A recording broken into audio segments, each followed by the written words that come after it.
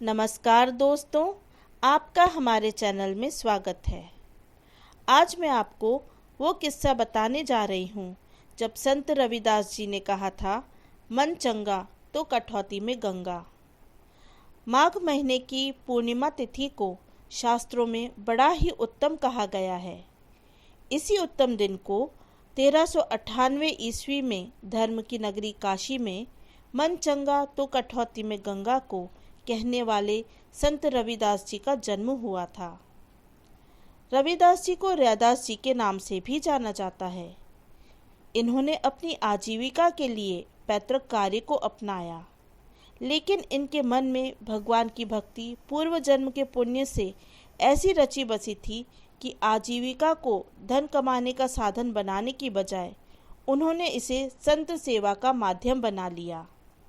संत और फकीर जो भी इनके द्वार पर आते, उन्हें बिना पैसे लिए ही अपने हाथों से बने जूते पहनाते थे।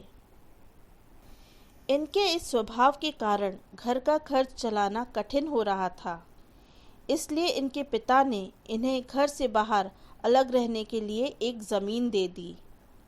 ज़मीन के छोटे से टुकड़े में रविदास जी ने एक कुटिया बना ली। जूते बनाकर जो कमाई होती उससे संतों की सेवा करते। इसके बाद जो कुछ भी बच जाता उससे अपना गुजारा कर लेते थे।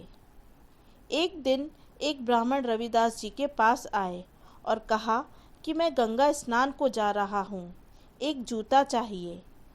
रविदास जी ने बिना पैसा लिए ब्राह्मण को एक जूता दे दिया। इसके बाद एक सुपारी ब्राह्मण को देकर कहा कि इसे मेरी ओर से माँ गंगा को अर्पित कर दे। ब्राह्मण रविदास जी द्वारा दी गई सुपारी लेकर गंगा स्नान करने चल पड़ा।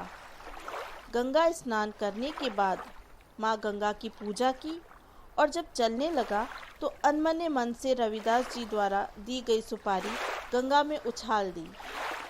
तभी एक चमत्कार हुआ। माँ गंगा प्रकट हो गई और रविदास जी द्वारा दी गई सुपारी अपने हाथों में ले ली।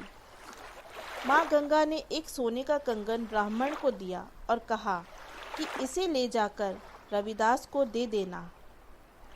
इस घटना के बाद ब्राह्मण भाव विभोर होकर रविदास जी के पास आया और बोला कि मैंने आज तक माँ गंगा की पूजा की, लेकिन माँ गंगा के दर्शन कभी प्राप्त नहीं हुए।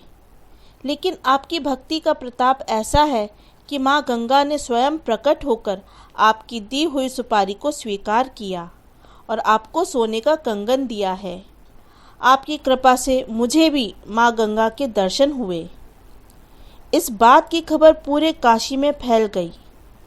रविदास जी के विरोधियों ने इसे पाखंड बताया और कहा कि अगर रविदास जी सच्चे भक्त हैं तो दूसरा कंगन लाकर दिखाएं।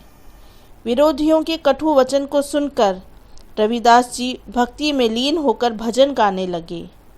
रविदास जी चमड़ा साफ करने के लिए एक बर्तन में जल भरकर रखते थे। इस बर्तन में रखे जल से गंगा प्रकट हुई और दूसरा कंगन रविदास जी को भेंट किया। रविदास जी के विरोधियों का सर नीचा हुआ और संत रविदास जी की जय जयकार होने लगी। इसी समय से यह दोहा प्रसिद्ध हो गया, मन चंगा तो कठौती में गंगा। धन्यवाद।